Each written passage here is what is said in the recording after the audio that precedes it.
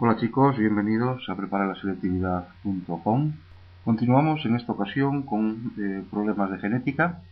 Es ya el tercer problema que voy a grabar, ¿vale? Y como siempre, bueno, pues ya veis que van siendo de complejidades diferentes y siempre tocando cosas aspectos de la genética diferentes, ¿vale? Para no repetirnos. Bien, tenéis ahí el enunciado. Dice que en una experiencia de laboratorio en la que se empleaban ratones negros, se obtuvo una variedad genética con pigmentación de color blanco. Se comprobó que eran heterocigóticos respecto al carácter pigmentación, por lo tanto, los dos gametos P grande, P pequeña. Mientras que los ratones normales, sin pigmentación, eran homocigóticos, P grande, P grande. Asimismo, pudo comprobarse también que los embriones que tenían un genotipo recesivo homocigótico, es decir, P pequeña, P pequeña, morían antes del nacimiento. Bien, dice que si los ratones pigmentados se aparean entre sí, es decir, dos ratones pigmentados se aparean entre sí, pregunta en apartado A, ¿qué genotipo y qué fenotipo y en qué proporción se esperará en la generación F1? ¿Vale? Bien, entonces, como siempre, en estos problemas, lo primero que hacemos va a ser plantear el problema, ¿vale? Y plantear los distintos genotipos que yo tengo. Bien, aquí como veis es sencillo, porque yo lo que tengo son dos genotipos posibles. Bueno, tengo tres, uno no es viable, tengo tres, uno que viene determinado por los gametos P grande, P grande. En este caso estaremos hablando de ratones normales.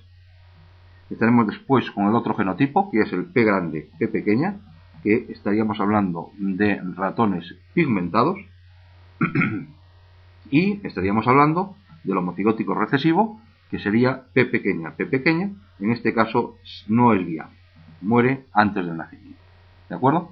Ese sería el planteamiento del problema. Bien, ahora lo único que tengo que hacer es, vamos con el cruce que me dice el problema. Y el problema me dice que se cruzan dos individuos, o sea, dos ratones pigmentados.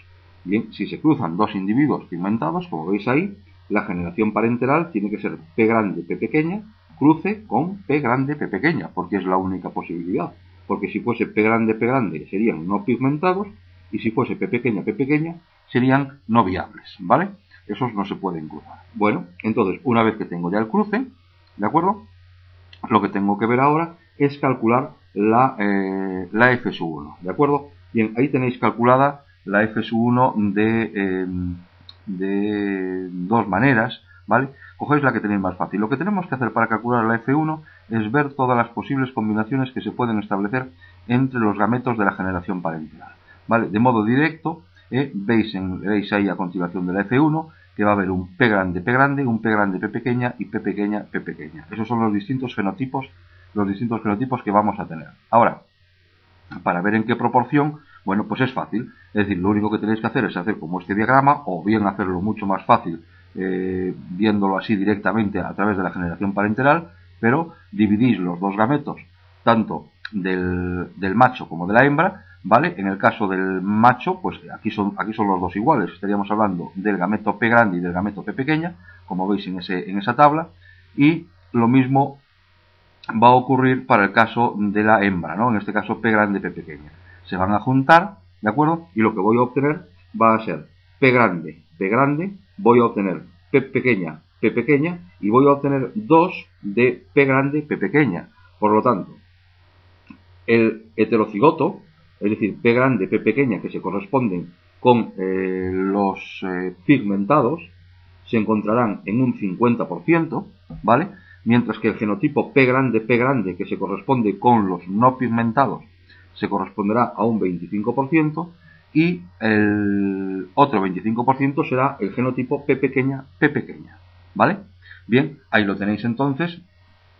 Esto ha sido el genotipo, y ahora desde el punto de vista del fenotipo veis que hay un 25% de ratones normales y un 50% de ratones pigmentados. ¿Por qué? Porque falta un 25%, sí, falta un 25%, pero que no son viables, ¿de acuerdo? Es lo que nos dice el problema, que el homocigoto recesivo no son viables, ¿de acuerdo? ¿Está entendido bien? Vale. Bien, y lo que nos pregunta ahora en el apartado B, dice, vamos a ver, y si se produce un apareamiento libre entre los individuos de la F1.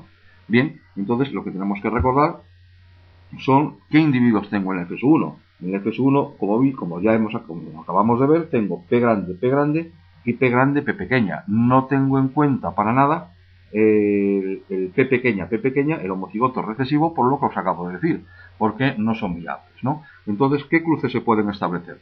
Bueno, pues se podrá establecer un cruce, como veis ahí, establezco tres posibilidades. Una, la primera, donde se cruce un individuo normal con un individuo pigmentado, es decir, un homocigótico dominante con el heterocigoto, P grande con P grande, P pequeña, ¿vale?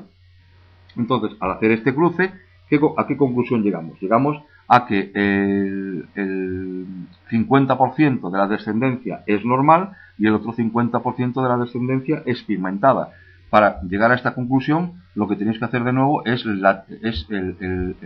ver las combinaciones que se pueden establecer entre los gametos, ¿vale? Tanto del macho como de la hembra, ¿de acuerdo? Y si los veis que va a haber el 50% P grande y el otro 50% P grande, P pequeño, ¿vale? Eso en cuanto a la primera posibilidad. La segunda posibilidad es la que me dice que haga un cruce, pero en este caso con los dos individuos que sean homocigótico dominantes, ¿vale? P grande, P grande, P grande, P grande. Es decir, estamos hablando de cruzar dos individuos normales, ¿no? Bueno, pues aquí si cruzo dos individuos normales, el 100% de la descendencia desde el punto de vista del genotipo va a ser P grande, y el 100% de la descendencia van a ser individuos normales, no individuos pigmentados. Y la otra posibilidad es que se crucen dos individuos que sean pigmentados, es decir, que sean heterocigotos, es decir, P grande, P pequeña con P grande, P pequeña, que los resultados son los que vimos en el apartado anterior, ¿de acuerdo? ¿Vale? Es un problema entonces que acabamos de ver, en que se producen combinaciones, trabajamos con la F1, vemos los cruces que se pueden establecer entre homocigóticos dominantes, homocigóticos recesivos, entre heterocigotos, teniendo en cuenta que nos mete la coletilla de que en caso de que se produzca un homocigoto recesivo, estaremos hablando de que el individuo no es viable, ¿vale? Muy bien, bueno, pues espero que yo creo que es fácil, que ha sido fácil el problema, ¿vale? Espero que os haya sido útil, y como siempre, pues muchas gracias por estar ahí.